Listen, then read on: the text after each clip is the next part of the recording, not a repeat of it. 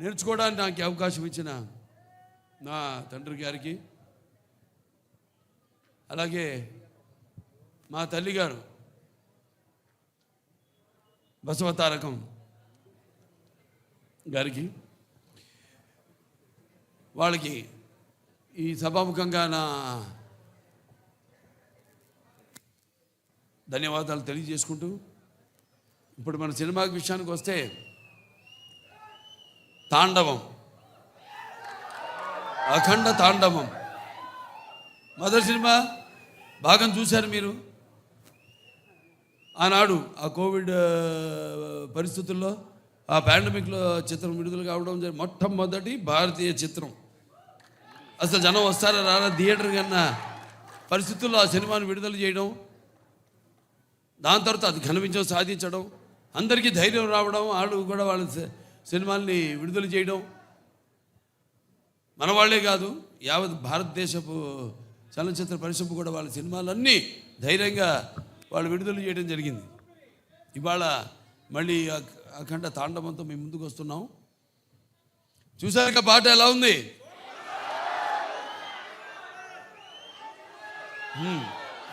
ఇప్పుడు అంటే సినిమా పాట ఐటమ్ సాంగ్ కాదు ఇది. ఈ సినిమాలో ఈ పాట అనేది ఒక మంచి కుటుంబం వాళ్ళు జరుపుకుంటున్న ఒక పండగలో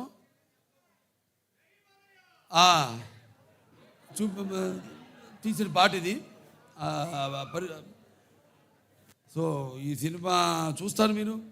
ఈ పాటే కాదు, సినిమాలో మా సంయుక్త మెనన్ ఆవిడ పాత్రను చూస్తారు మీరు. పాటలో గ్లామర్ చూశారు. ఇప్పుడు ఆవిడ రేపు సినిమాలో ఆవిడ పాత్ర ఎంత అద్భుతంగా ఆ పాత్రకు, అంటే మా దర్శకులు బోయపాటి శ్రీను గారు మరి ముత్యాలు ఏటుపాలుగా దొరికితే చూడడానికి ఎంత అందంగా ఉంటాయో అంత అందంగా నటినట్టు నుంచి హావ భావాల్ని రాబట్టగలిగిన దర్శకుడు మా బోయపాటి శ్రీను గారు. అంత బాగా బ్రహ్మాండంగా ఆ పాత్రను రచించి అంత అద్భుతంగా ఆవిడలోంచి ఆ హావభావాల్ని ఆ పాత్ర చూస్తారు రేపు మీరు. ఎంత అద్భుతంగా ఆవిడ కూడా నటించి ఎంత బాగా ఆ పాత్రకు న్యాయం చేసిందో. అలాగే మా భానుమాస్ గారు ఉన్నారు ఇక్కడ. ఏది మన అక్కడ జయబాలయ్య పాట, ఇప్పుడు మళ్ళీ ఈ పాట చాలా అద్భుతంగా ఆయన కంపోజ్ చేయడం జరిగింది. మూమెంట్స్ అన్నీ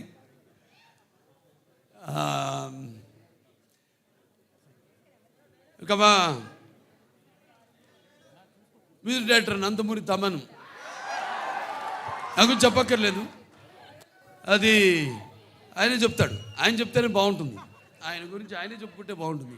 ఎందుకంటే పూర్వకాలం ఇప్పటికీ పాపం నిద్రలేని రాత్రులు ఎన్ని గడుపుతున్నాడు. అదే ఒక సమిష్టి కృషి. ఒక సినిమా అంటే ఒక రెండు చేతులు కలిస్తేనే చప్పుడు అవుతుంది, శబ్దం వస్తుంది. అలాగే అందరి ఈ కలయిక ఈ చూస్తారు రేపు సినిమా చూశాక మళ్ళీ మాట్లాడతాను మీతో ఆ సినిమా గురించి, అక్కడ తాండవం గురించి. అంటే శివుడి ఆజ్ఞ లేనిదే చీమ కూడా కొట్టదంటారు. అటువంటిది ఈ సినిమాలో ఎవరి ఆజ్ఞతో ఏం జరుగుతుందో ఈ సినిమాలు రేపు మీరు చూస్తారు. మీరు అలాగే కాశర శ్యామ్ గారు ఎంతో బాగా రాశారు పాటని. అలాగే శ్రేయ ఘోషాల్ గారు, అలాగే బ్రిజేష్ షాండిలే గారు వాళ్ళ గొంతుల్ని అరువిచ్చారు, ఎంతో బ్రహ్మాండంగా పాడారు పాట. ఇలాంటివి ఇంకా చూస్తారు సినిమాలో రేపు. ఇక సినిమా ఎలా ఉంటుందంటే కొన్ని మనం చెప్పకూడదు, బయట పెట్టకూడదు. థియేటర్లో చూసినప్పుడే మీకు తెలుస్తుంది. ఎందుకంటే అఖండ ఒక మొదటి భాగాన్ని పెద్ద అందరినీ ఎంతో సంబరాశ్చర్యాలకి గురి చేసింది ఆ సినిమా. అటువంటిది ఈ సినిమా మీద మీ ఎక్స్పెక్టేషన్స్ ఎలా ఉంటాయి? అలాగే ఇప్పుడు ఈ దైనందిన కార్యకలాపాలతో సతమతమవుతూ సినిమాను కూడా ప్రేక్షకుడు ఒక నిత్యావసర వస్తువుగా ఎన్నుకున్నాడు. అప్పుడు ఎటువంటి సినిమా తీయాలి, ప్రేక్షకుల్ని ఎలా ఆకట్టుకోవాలి అన్నది సినిమాలో నిర్మాతలు వాళ్ళు ఆలోచించవలసిన విషయం. అటువంటిది రాము, ఆచట్ గోపి గారు, రామ ఆచట్ గారు, గోపి ఆచట్ గారు ఎంతో అద్భుతంగా, అంటే ఏ విషయంలోనూ వారు కాంప్రమైజ్ కాకుండా ఎంతో మంచి సినిమా తీశారు. వాళ్ళు అదృష్టవంతులు. ఎందుకంటే సినిమాలు పనిచేసిన ప్రతి వాళ్ళు అదృష్టవంతులు అంటాను నేను. అందరినీ ఆ భగవంతుడు ఎన్నుకున్నాడు. ఎవరు ఏమేమి ఎన్నో శాఖలు ఉంటాయి. ఆ శాఖలకి ఏ శాఖలకి ఎవరెవరు పనిచేయాలన్నది ఆ భగవంతుడే ఎన్నుకున్నాడు. అలాగే హర్షాలి, ఆవిడ పాత్ర కూడా చాలా చూస్తారు. భజరంగ భాయిజాన్లో చేసింది, అప్పుడు చిన్న పిల్ల. ఏది మనం డాకుమారలో చేసిందో పాప వేదాన్ని, అప్పుడు ఆ అమ్మాయినే దీంట్లో చూస్తారు. పాత్ర కూడా ఎంతో అద్భుతంగా, ప్రతి పాత్ర కూడా ఒక్కళ్ళని కాదు, అందరూ అద్భుతంగా వాళ్ళ పాత్రల్ని చేశారు. అలాగే ఈ సినిమా నేను కూడా ఎదురు చూస్తున్నా డిసెంబర్ 5 కోసం. నిన్న ఇవాళ పొద్దున హిందూపూర్ నుంచి వచ్చాను. 3 రోజులు హిందూపూర్లో పర్యటించి అక్కడ పనులను చూసుకుని ఇవాళ ఇక్కడికి రావడం జరిగింది. మళ్ళీ ఇక ఈ సినిమా మొదటి ఫంక్షన్ అక్కడ చేయడం. ఇది కేవలం తెలుగు సినిమా కాదు, ఇది మన భారతీయ అంటే సనాతన హైందవ ధర్మం అంటే దాని ఒక శక్తి, దాని యొక్క గౌరవం, అలాగే దాని యొక్క పరాక్రమం ఏంటో ఈ సినిమాలో చూస్తారు మీరు. అంటే మన సనాతన హైందవ ధర్మం అన్నది మన జాతి మూలాలు. మన జాతి ఏమి నేర్పిస్తుంది? సత్యం కోసం పోరాడండి, ధర్మంగా జీవితాన్ని గడపండి, అలాగే అన్యాయం ముందు తల వంచవద్దు అని చెప్తుంది మన సనాతన హైందవ ధర్మం. సో అలాగా ఈ సినిమాలో ఎలా దాన్ని ఎలా ముందుకు తీసుకెళ్ళాం సినిమాని రేపు చూస్తారు మీరు. ఇది కేవలం నేను చెప్పినట్టు ఒక తెలుగు సినిమా మాత్రమే కాదు. ఇప్పుడు రేపు మళ్ళీ కర్ణాటకకి వెళ్తున్నాం. అక్కడ చింతామణిలో మళ్ళీ కన్నడ సినిమా ఫంక్షన్కి అటెండ్ అవుతున్నాం. అక్కడి నుంచి మళ్ళీ చెన్నై వెళ్తున్నాం. ఇలా ఈ సినిమాని అంటే ఇటువంటి మంచి సినిమా మనకు తెలుసు, మంచి సినిమా ఇదేంటో అనేది. వాళ్ళు మన దెబ్బకే దెబ్బ తిరిగిపోయింది వాళ్ళకి.